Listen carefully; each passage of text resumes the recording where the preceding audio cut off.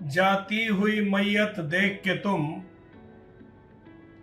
उठ कर के पीछे चल न सके, दो चार कदम तो दुश्मन भी तकलीफ गवारा करते हैं।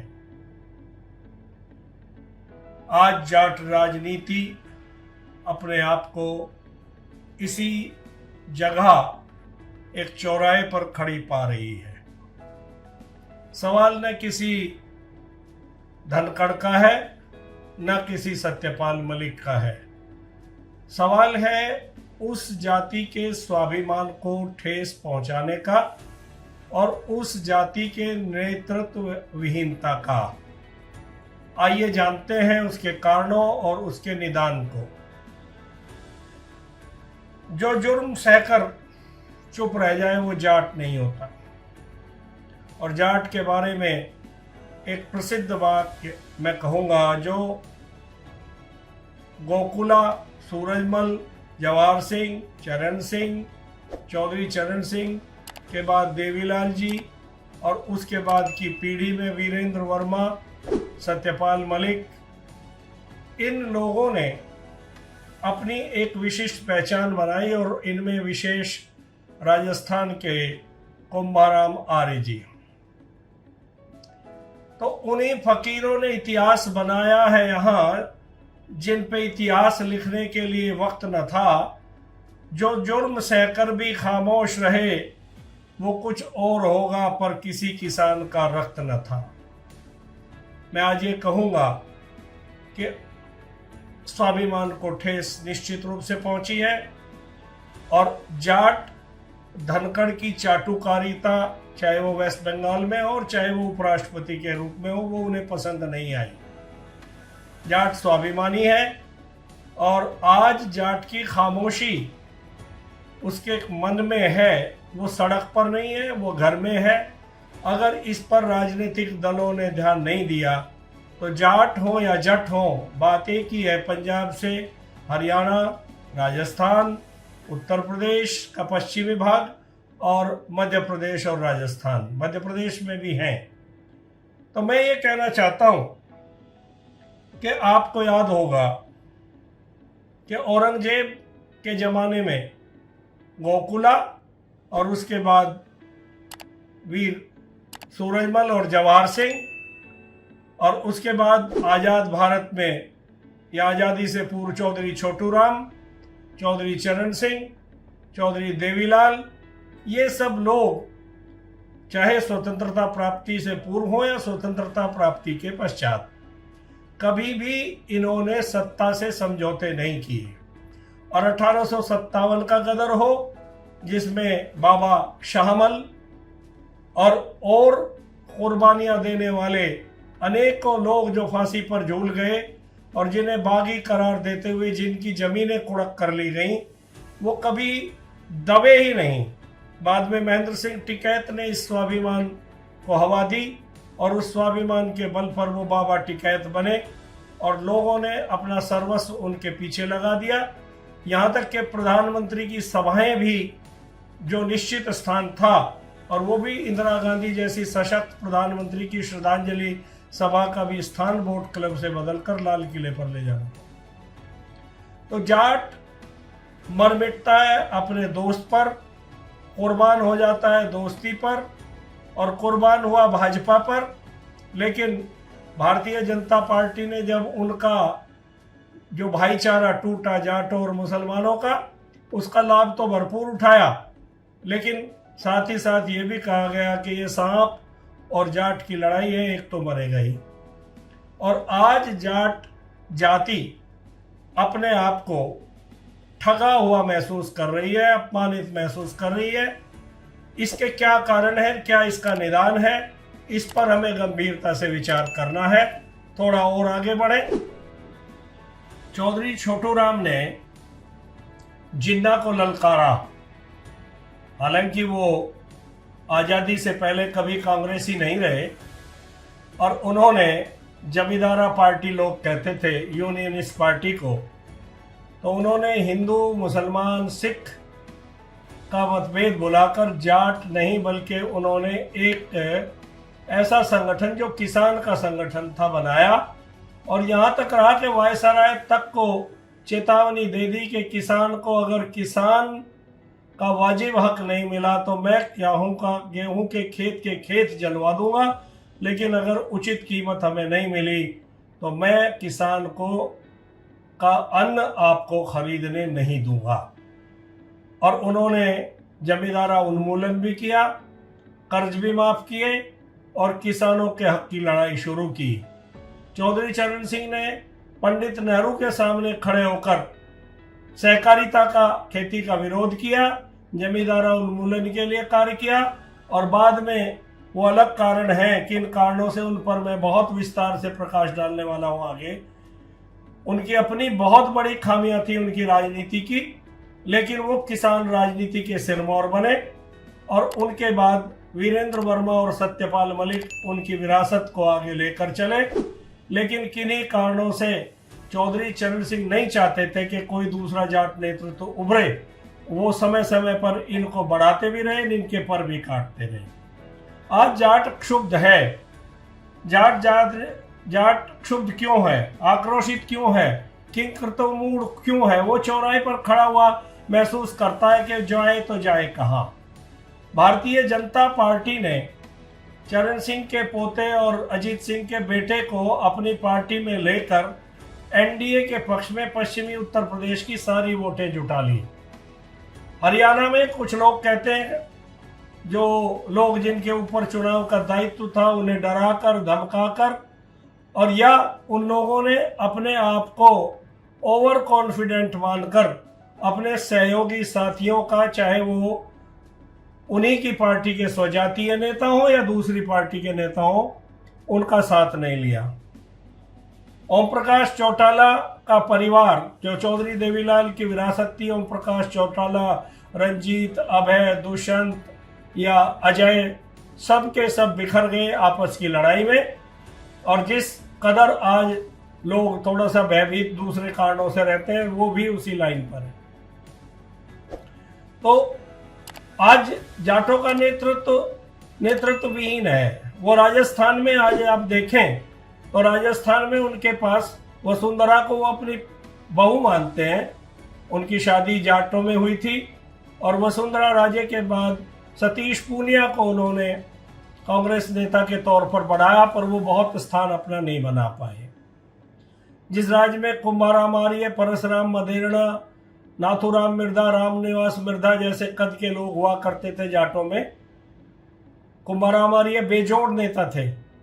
और हरियाणा में चौधरी देवीलाल, बंसीलाल जैसे कदावर नेता हुआ करते थे।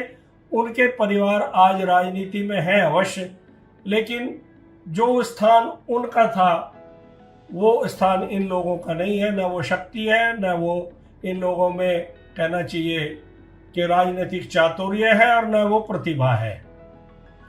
राजस्थान के बाद हरियाणा का आपको सब महल मालूम है। मध्य प्रदेश में दो जाट नेता विक्रम वर्मा और कमल पटेल रहे। विक्रम वर्मा अपने स्वभाव में थोड़ा कह लीजिए शर्मीले या बहुत ज़्यादा मेहनती नहीं थे। कमल पटेल बहुत जुझारू हैं, इस बार चुनाव हार गए, नहीं तो मामा शिवराज चौहान ने उनको अपने साथ किसान की राजनीति में जोड़ कर रखा, और आज वो इस चुनाव को हार कर थोड़ा राजनीति में आजकल उनका नाम कहीं आ नहीं रहा। अब मैं आता हूं मुख्य तौर से उत्तर प्रदेश पर, क्योंकि ये राज्य न केवल केंद्र का भाग्य तय करता है, बल्कि जाट राजनीति के सिरमौर भी यहाँ पैदा हुए हैं। हरियाणा में चौधरी देवीलाल ने राष्ट्रीय राजनीति को भी प्रभावित किया, पर अपनी सीमित क्षमता के कारण वहां का किसान नेता, या ये कह लीजिए कि पश्चिमी यूपी के जाटों ने बाहर के किसी नेता को अपना नेता कभी माना ही नहीं। तो मैं आता हूं अब पश्चिमी उत्तर प्रदेश के नेतृत्व पर। चौधरी चरण सिंह की लेगेसी जिन लोगों के पास थी, चौधरी अजीत सिंह और बाद में उनके पुत्र जयंत, इन्होंने सुविधा की राजनीति की। वो सरोकार जो किसानों के थे, गांव के थे, जातीय स्तर से ऊपर उठकर वो संघर्ष ये कभी करने के आदी नहीं रहे और धीरे धीरे वो जो चौधरी चरण सिंह ने कुनबा जोड़ा था वो सारा बिखरता चला गया। मुलायम सिंह और अजीत सिंह के आपस की लड़ाई में वो बिखर गया और जिन लोगों को पता नहीं है उसके लिए दोषी मेरी नज़र में अजीत सिंह ज़्यादा है, मुलायम सिंह उतने नहीं है। वो हमेशा अजीत सिंह को बड़ा भाई मानते रहे। जो लोग ये कहते हैं कि विश्वनाथ प्रताप सिंह ने उन्हें लड़ाया, वो भी पूरी तरह गलत है। चौधरी अजीत सिंह को रोका था विश्वनाथ प्रताप सिंह ने उत्तर प्रदेश के लिए, कहा था अभी आपका अनुभव उतना नहीं है कि आप उस प्रदेश को संभाल पाए। और जो लोग राजनीति नहीं जानते शायद वो ये नहीं जानते कि विश्वनाथ प्रताप सिंह और मुलायम सिंह एक दूसरे के दुर्विरोधी थे और विश्वनाथ प्रताप सिंह पसंद करते थे तो अजीत सिंह को पसंद करते थे। उन्होंने ये भी कहा जिस दिन अजीत सिंह लखनऊ जा रहे थे कि अजीत भाई हम आपके बिना केंद्र की सरकार नहीं चला पाएंगे, किंतु अजीत सिंह माने नहीं, वहां गए, हार गए और उसके बाद किसान राजनीति उत्तर प्रदेश में बिखर गई। बाद में चौधरी अजीत सिंह अपने प्रभाव को बढ़ाने के स्थान पर सत्ता के साथ जुड़ने में अपनी भलाई समझते रहे और वही उनकी राजनीति के गिरावट का कारण बना। दूसरे नेता उभरे। सोमपाल शास्त्री ने 1998 में अजीत सिंह को हराया, किसानों के लिए बहुत बड़े बड़े कार्य किए। आज जो लोग कुछ भी कह देते हैं, लेकिन शुगर डी लाइसेंस और किसान क्रेडिट कार्ड जैसे निर्णय छोटे नहीं थे, जिसके कारण आज किसानों में जो लोन है वो लेने की, लोन रीपे करने की और अपने आप को समृद्ध करने की दिशा में एक बहुत बड़ा कदम उन्होंने उठाया। किंतु बाद में उनकी राजनीति भी बिखरती चली गई और वो दल बदलू के रूप में कुख्यात हो गए। आज यहाँ, आज वहाँ, आज वहाँ, आज वहाँ ये करते रहे। बहुत ही प्रतिभाशाली और प्रतिभावान वो नेता थे, लेकिन उनकी दल बदल ने उनको आज घर बैठा दिया और जिस सिद्धांत के कारण उन्हें जाना गया, चौधरी चरण सिंह परिवार के विरोध के कारण, आखिर में जीवन के अंतिम दौर में वो उसी परिवार के साथ खड़े हो गए। दूसरे नेता सत्यपाल मलिक, उनकी राजनीति आप सभी जानते हैं, चौधरी चरण सिंह से लगाव के कारण आगे बढ़ी। वो बहुत धुरंधर मैनिपुलेटर थे और उसी के बल पर वो जिस पार्टी में रहे वहाँ के शीर्ष नेतृत्व के साथ उनके संबंध रहे, पर उनकी अच्छी या बुरी बातें अब वो नहीं है, कहना कोई उचित नहीं होगा। लेकिन जिस तरह का व्यवहार उनके साथ हुआ, उनके अंतिम संस्कार के समय, उससे जाट में एक पीड़ा है। वो बात सत्यपाल मलिक की नहीं, उन्हें लगा हमारी जाति का एक व्यक्ति जो पात्र था, जिस अधिकार था उसका, कि जिस तरह से उसका अंतिम संस्कार राजकीय सम्मान के साथ होना चाहिए। और मुझे वो शब्द उनके आज अच्छी तरह याद है, जब उन्हें राज्यपाल नियुक्त किया तो वो हर एक से कहते थे भाई अब तो मैं तिरंगे झंडे में ही लिपट कर आऊँगा।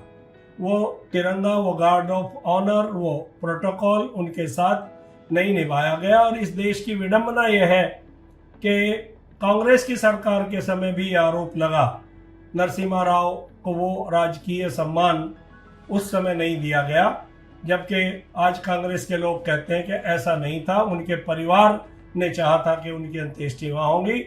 और मनमोहन सिंह जैसे सज्जन व्यक्ति के लिए, जो भारत के एक तरह से कहना चाहिए नरसिम्हा राव और मनमोहन सिंह, उन्होंने भारत को, मैं तो कहूँगा, आर्थिक आज़ादी भी दी और इस देश को समृद्धि का रास्ता दिखाया। अगर वे ना होते तो संभवतः भारत का ये स्वरूप आज ना होता। लेकिन दोनों को ही अंतिम विदाई हमने ऐसे दी जो उनके, कहना चाहिए, अनुकूल नहीं थी।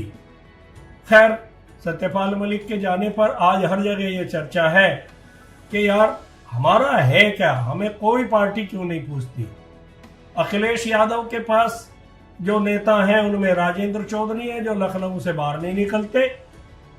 दूसरे एक हरियाणा के निवासी भाई लाठर साहब हैं और अब हरेंद्र मलिक हैं। तो जमीन पर तो हरेंद्र मलिक और उनके पुत्र पंकज मलिक हैं। और एक प्रोफेसर साहब हैं, वे भी लखनऊ की राजनीति करते हैं। मेरा कभी उनसे मिलना नहीं हुआ, लेकिन कहा जाता है कि बुद्धिजीवी हैं और अखिलेश जी उन्हें पसंद भी करते हैं। लेकिन जो लोग लखनऊ अखिलेश जी के इर्द गिर्द हैं, या जो लोग जमीन पर भी हैं, मेरे मित्र हैं, मैं स्पष्ट कहना चाहूँगा, सपा में कोई ऐसा व्यक्ति नहीं जो जाटों में जाटों को जोड़ने के लिए आज प्रयास कर रहा हो। अखिलेश से जो नाराजगी कह लीजिए मुलायम सिंह जी, अजीत सिंह के मतभेद के कारण हैं, वो 1 मिनट और 1 बयान से दूर हो सकती है, लेकिन उस दिशा में न अखिलेश का प्रयास है, न अखिलेश के साथ बैठे जाट नेता। जाट कांग्रेस की तरफ देखते हैं, लेकिन भूपेंद्र सिंह हुड्डा अपने मसलों में उलझे हुए हैं। और उनके साथ जो जाट है, वीरेंद्र सिंह एक ऐसा नाम हो सकता था जिनके पास छोटू राम की विरासत है, जिनके पुत्र विजेंद्र सिंह हैं। मुझे नहीं पता वो क्यों खामोश रहते हैं, और बहुत सारे लोग उनकी राजनीति पर सुविधा या कह लीजिए आराम तलब राजनीति कहते हैं। लेकिन जब भी मैं उनसे मैंने उनसे 1-2 बार बात की, तो मुझे लगा कि उनमें वो प्रतिभा है, वो जानकारी है, और वो अंदर से जज्बा भी है, लेकिन वो उतनी चापलूसी जितनी आज आवश्यक है राजनीति में नहीं कर पाते। अब आप लगा लीजिए राजस्थान का, हरियाणा का, उत्तर प्रदेश का सपा, और कांग्रेस में आज ओमवीर तोमर जो बहुत मेहनत कर रहे हैं, धरातल पर हर पार्टी के साथ जहां रहे बहुत मेहनत से कार्य किया।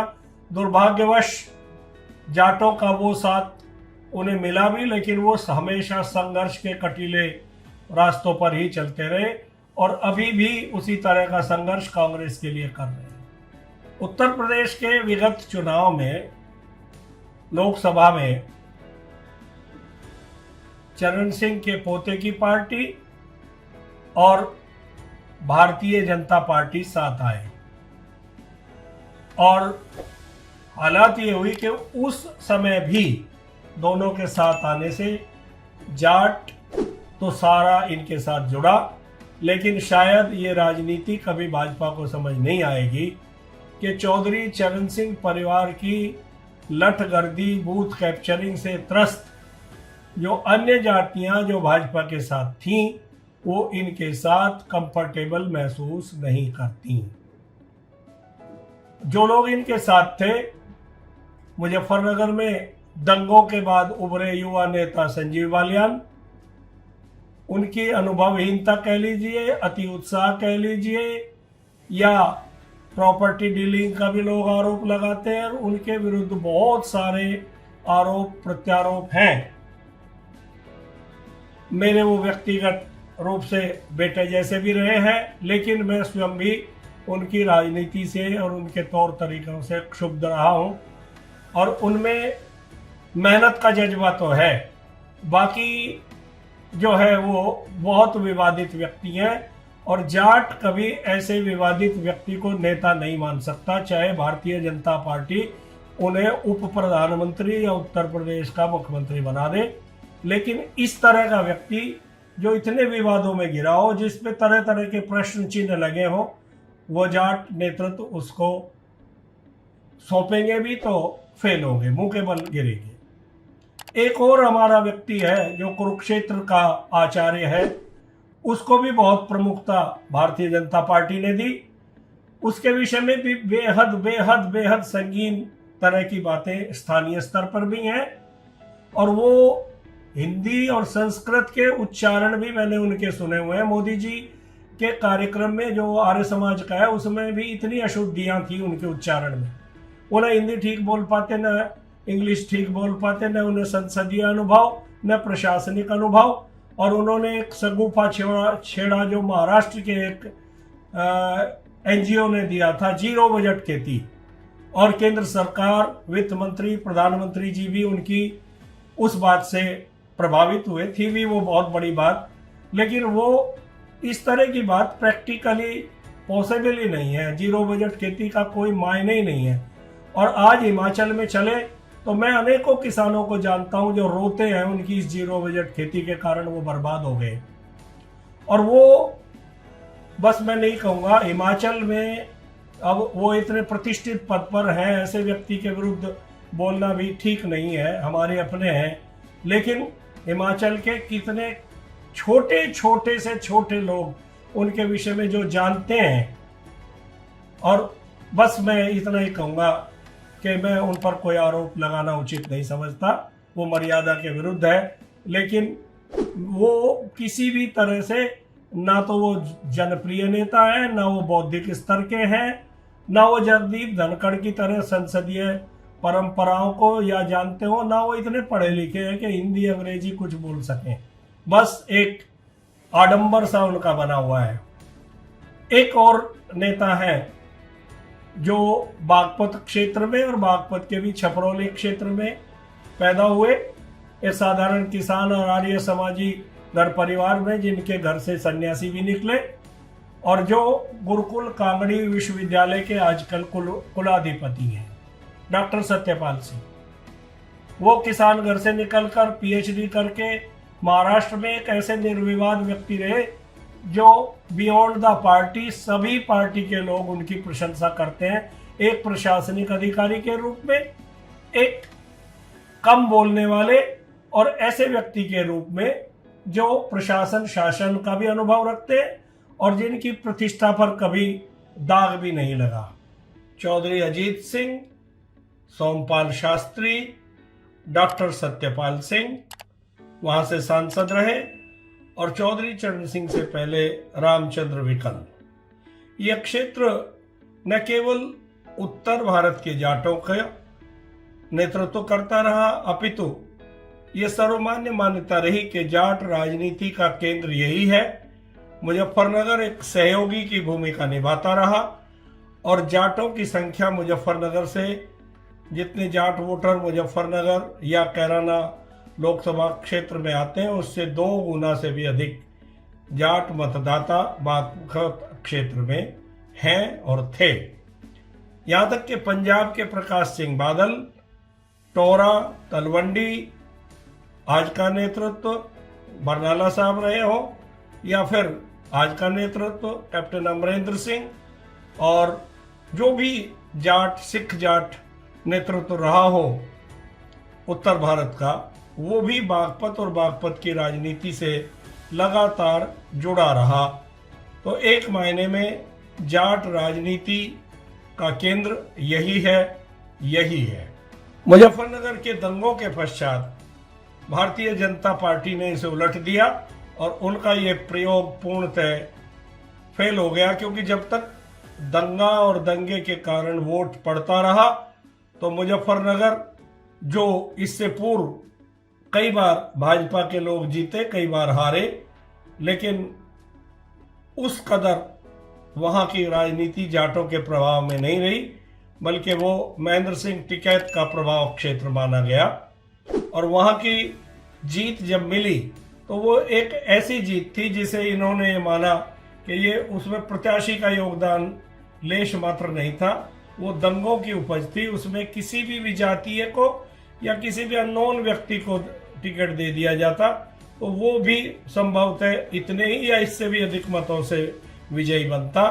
उसमें प्रत्याशी की छवि जो अब धूमिल हो चली है, वो उसका रोल विशेष नहीं था, न ही उसके प्रति कोई विशेष लगाव था, न ही वो साधारण कार्य करता था।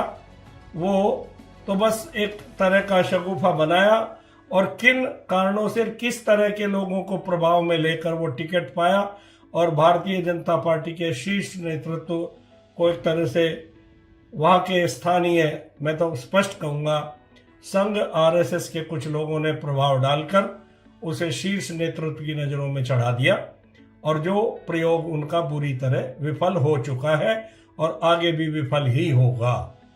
तो आज ये यक्ष प्रश्न है जाटों के सामने। अगर राजनीति की बात करें तो जाटों को ये तय करना होगा कि उन्हें नेता चाहिए, सांसद चाहिए। ये आप कहेंगे ये तो विरोधाभासी बात है, मैं सच कह रहा हूं। सांसद विधायक बनने के लिए किसी पार्टी की चमचागिरी करने वाले लोग भी बहुत हैं, और उस तरह के लोग बहुत हैं जो सांसद विधायक बनते रहे। आज चंद्रशेखर की विरासत समाहित हो गई, रामविलास पासवान की विरासत समाहित हो गई, ना जाने कितने नाम लूं। लेकिन जाटों को अगर महेंद्र सिंह टिकैत जी ने कई अवसर मिले कि वो सांसद बन सकते थे, उन्होंने उसे छोड़कर किसान नेता बने रहना पसंद किया, किसानों के सरोकार के लिए लड़ना पसंद किया। आज प्रश्न है समाजवादी पार्टी के सामने।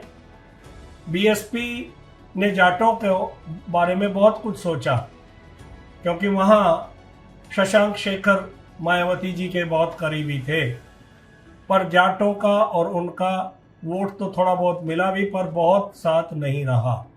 आज वो पार्टी समाप्त प्राय हो गई है। जयंत में वो प्रतिभा न जाट मानते हैं, न वो जयंत उस तरह लड़ना जानते, न लड़ेंगे। रही बात कांग्रेस की, कांग्रेस जाट की अब स्वाभाविक पसंद भारतीय जनता पार्टी से जो लोग नाराज हैं होती जा रही है, लेकिन वहां नेतृत्व का अभाव है। न कोई प्रदेश का नेता मिलना किसी से पसंद करता, न देश का नेता।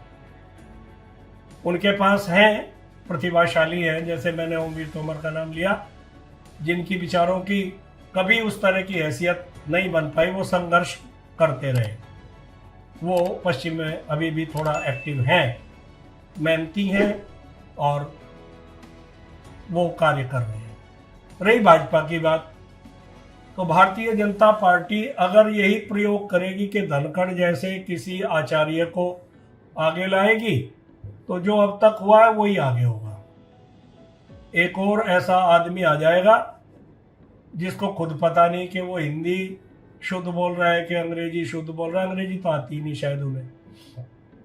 और राजभवन शिमला में खुद रहा हूँ, मैं राजभवन में उनके बारे में जितना जानता हूँ, ना उनकी पार्टी जानती है, ना उनके प्रशंसक जानते हैं।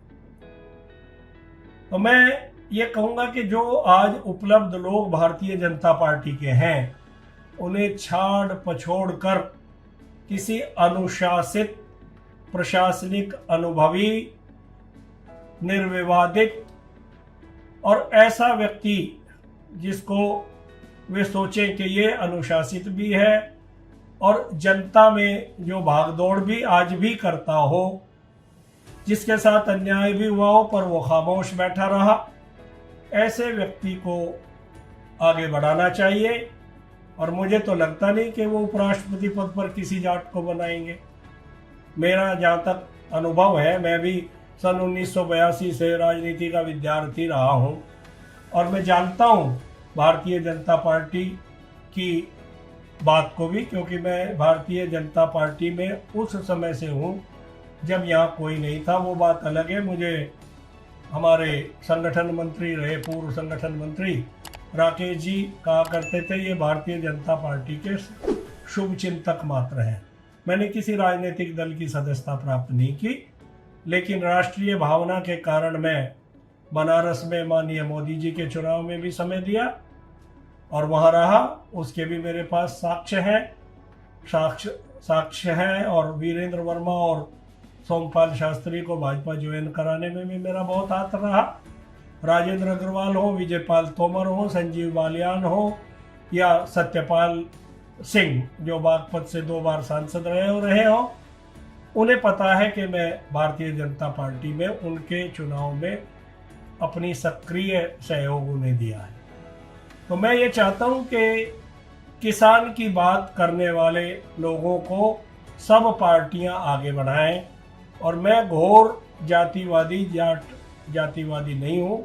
मेरे अनेक और मेरी स्वयं की बेटी और बेटा भी, उनकी शादी भी जाट परिवारों में नहीं हुई। और चौधरी चरण सिंह, हमेशा मैंने उनके सैकड़ों भाषणों में सुना है कि हम दूसरी जातियों में विवाह करें।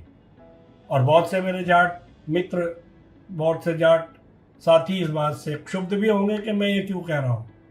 मैं ये इसलिए कह रहा हूँ कि जाट के विरोध में आज भी मेरे इस YouTube चैनल पर लोग मुझे जाट होने के कारण कोस रहे हैं, लेकिन मैं उन्हीं में पैदा हुआ हूँ। मेरे संस्कार वही हैं।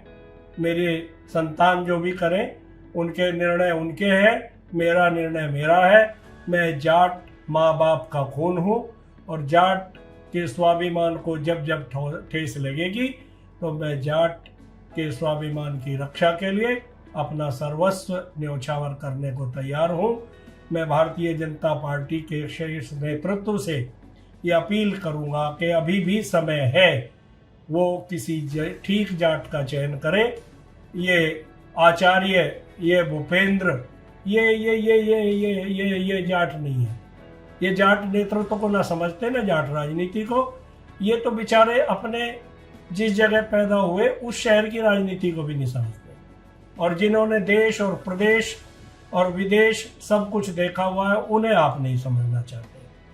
तो आपके हाथ में निर्णय है। सभी राजनीतिक दलों को मेरा प्रणाम, और जाट को सम्मान दो तो जाट आपको सम्मान नहीं देगा, आप पर कुर्बान हो जाएगा। जय हिंद, जय भारत, जय राष्ट्र, जय जाट। नमस्ते।